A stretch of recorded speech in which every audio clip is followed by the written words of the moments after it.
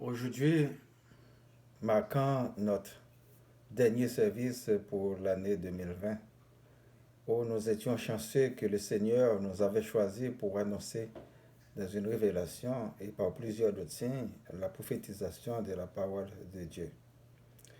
Nous disons merci à tous les membres du groupe Spiritualité qui ont le courage de faire le chemin avec nous, malgré l'odeur et la dureté de l'évangile original qui souvent blesse le cœur, mais nous ont supportés à la grande découverte du royaume de Dieu. Nous disons merci au Seigneur pour sa fidélité et son amour. Il nous a répondu minutieusement presque à chaque question osée et il nous a comblés d'énergie pour traverser les ténèbres. L'Esprit Saint, c'est une puissance invisible. Bienvenue sur le web. Luc chapitre 9 du verset 1er à 62.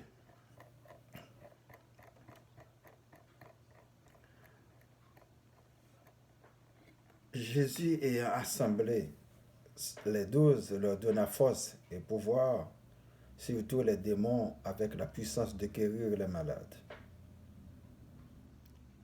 Les maladies. Il les envoya prêcher le royaume de Dieu et guérir les malades.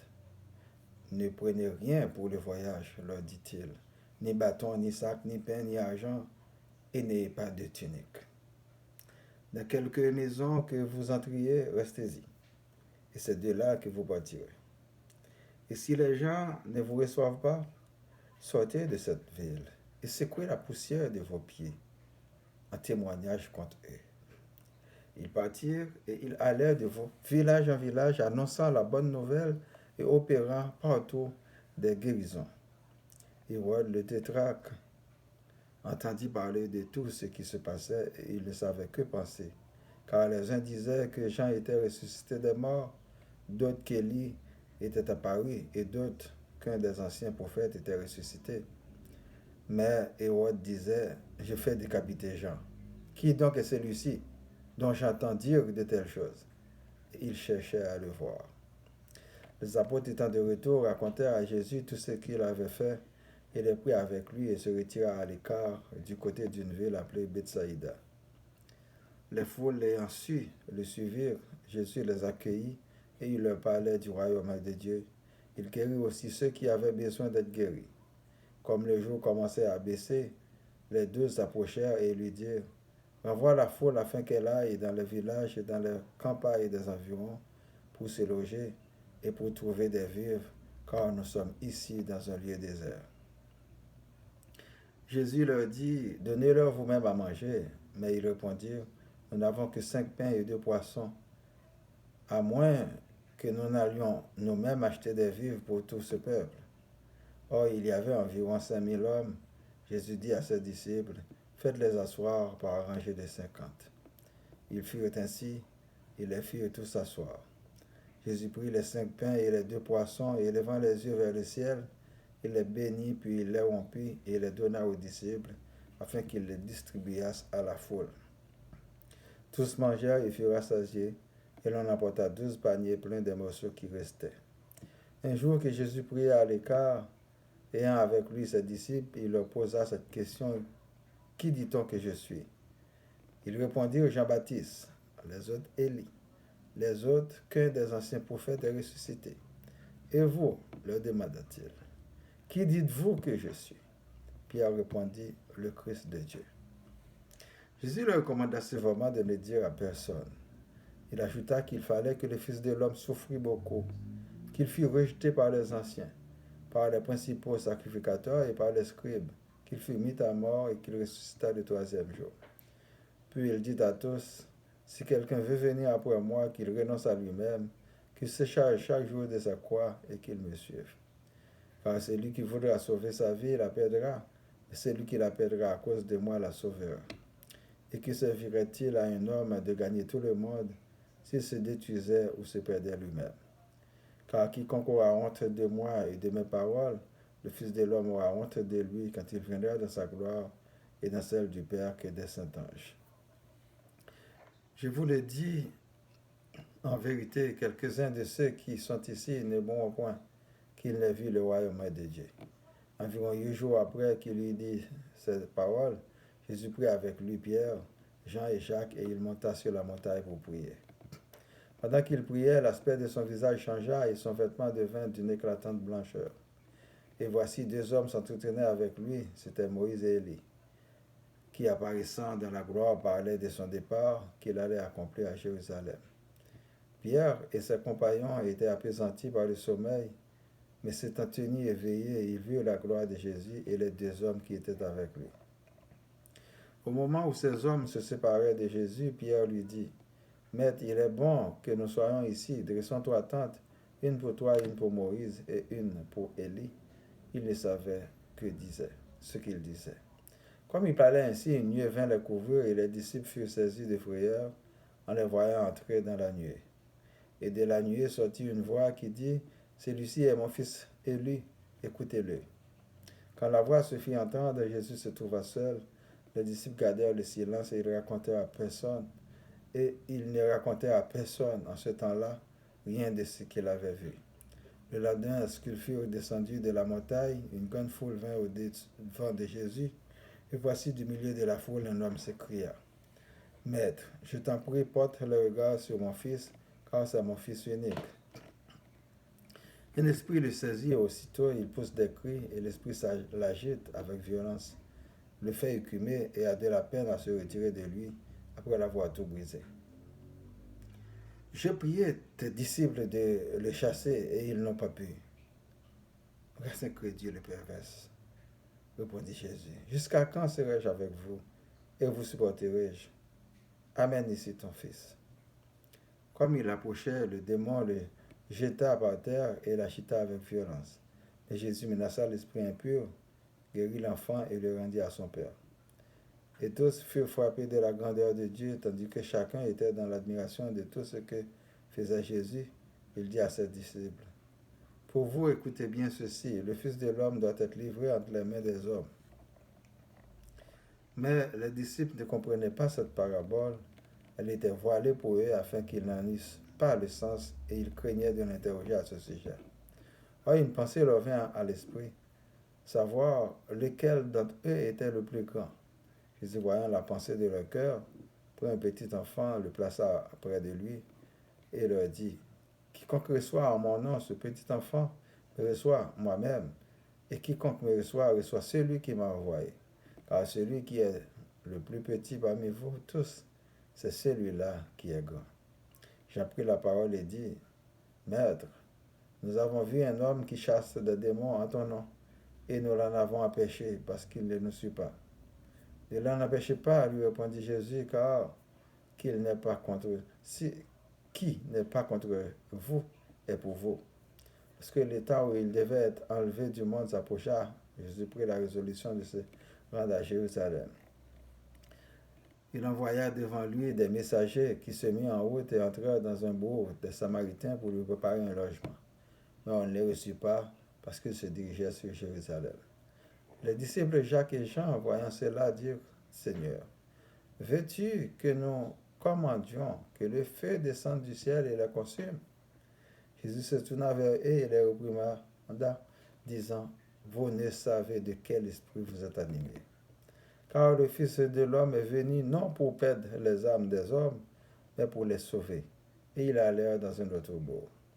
Pendant qu'il était en chemin, un homme lui dit, « Seigneur, je te suivrai partout où tu iras. » Jésus lui répondit, « Les renards ont des tanières et les oiseaux du ciel ont des nids, mais le Fils de l'homme n'a pas un lieu où il puisse reposer sa tête. » Il dit à un autre, « Suis-moi. » Et il répondit, « Seigneur, permets-moi d'aller d'abord ensevelir mon Père. » Et Jésus lui dit, « Laisse les morts ensevelir les morts, et toi va annoncer le royaume de Dieu. » Un autre dit, « Je te suivrai, Seigneur, mais permets-moi d'aller d'abord prendre congé de ceux de ma maison. » Jésus lui répondit, « Quiconque met la main à la charrue et regarde en arrière n'est pas propre au royaume de Dieu. »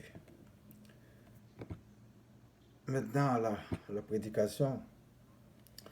Jésus ayant assemblé les 12 leur donna force et pouvoir sur tous les démons avec la puissance de guérir les malades.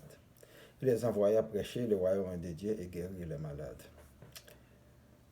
Jésus avait transféré une partie de son pouvoir aux 12 apôtres pour annoncer le royaume de Dieu.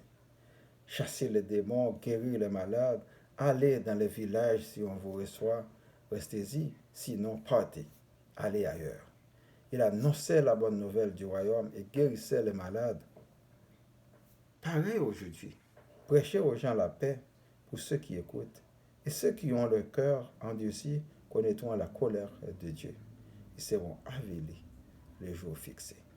Hérode entendit parler de tout ce qui se passait, et il ne savait que penser. Pour certains, c'était la résurrection des gens, et pour d'autres, c'était Élie. Il cherchait à voir Jésus parce qu'il devenait trop populaire à ses yeux.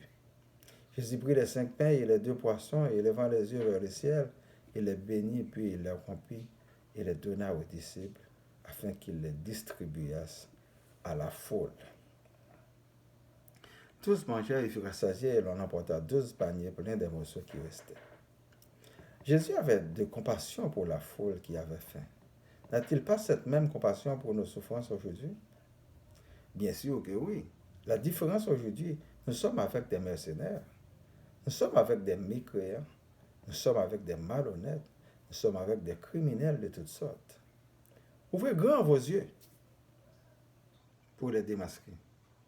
Donnons-nous à Dieu la première place, afin qu'il ait pitié de nous.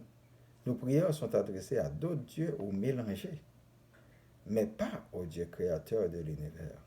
Cherchons ensemble notre identité, puisque nous sommes tous créés à son image. Satan n'avait absolument rien créé. Il ne fait que dérober en tant que créature de Dieu.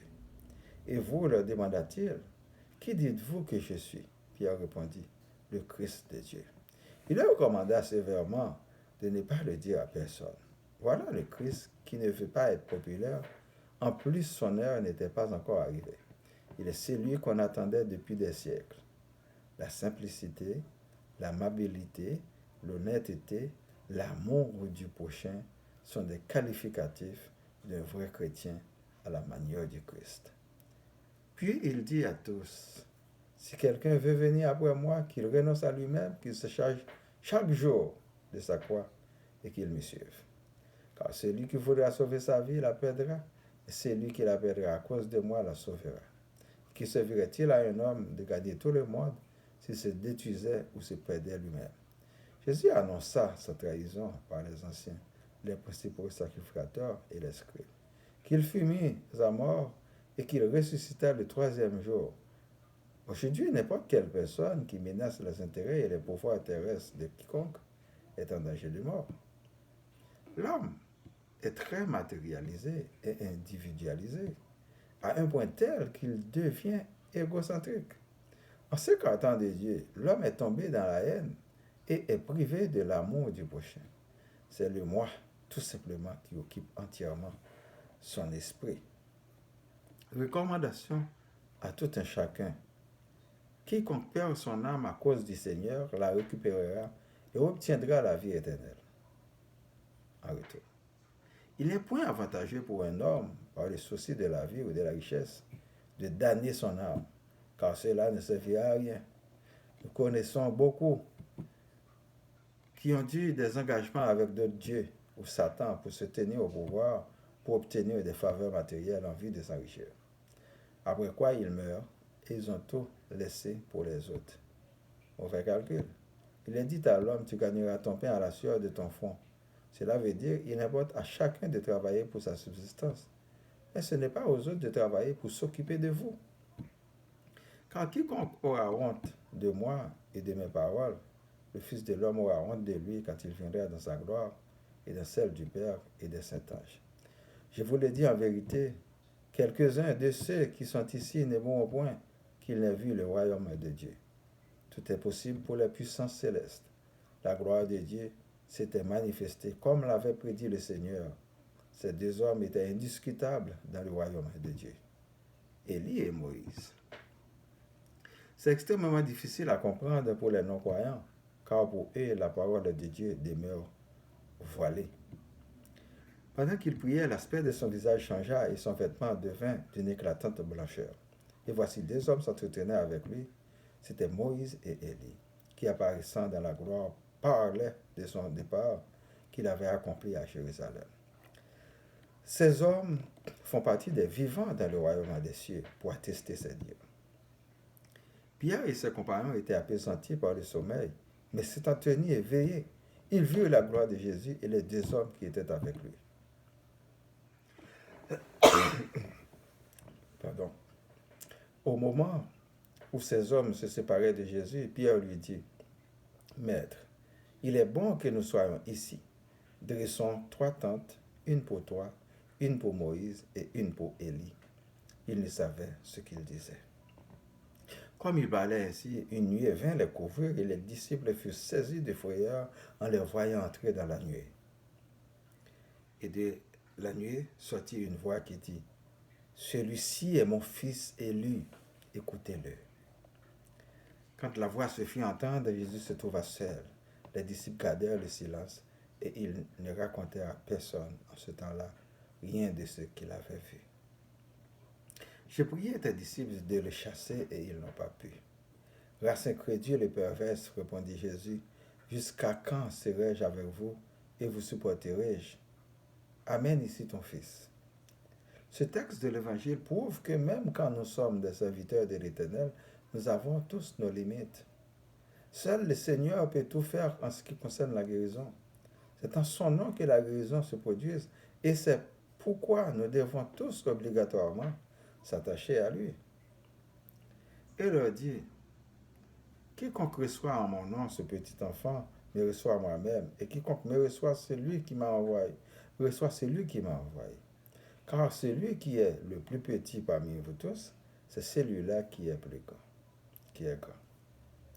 Ce n'est pas à la manière des hommes le royaume de Dieu est. On n'aura pas besoin de grade. Il ne suffit d'être parmi les élus qui ont persévéré jusqu'à la fin.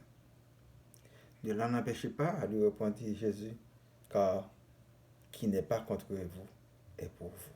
C'est bien le défaut de l'homme si vous ne faites pas partie de son clan. Vous êtes son ennemi ou son adversaire. Mais pour le royaume des cieux, il suffit de faire partie du bien pour le prochain. Il suffit de faire du bien pour le prochain. Jésus se tourna vers eux et les réprimanda, disant, vous ne savez de quel esprit vous êtes animés. Il ne faut pas maudire ceux qui ne veulent pas nous suivre. Peut-être l'heure n'est pas encore arrivée pour eux, car le Fils de l'homme était venu pour sauver tout le monde, mais pas pour perdre les âmes des hommes. Et Jésus lui dit, laisse-les morts ensevelir le mort, et toi, va annoncer le royaume de Dieu. Reconnaissez en vous que vous êtes des vivants. Suivez Jésus partout où vous êtes.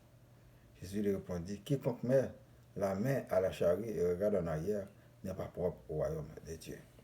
Il ne reste point de temps, mes frères et sœurs.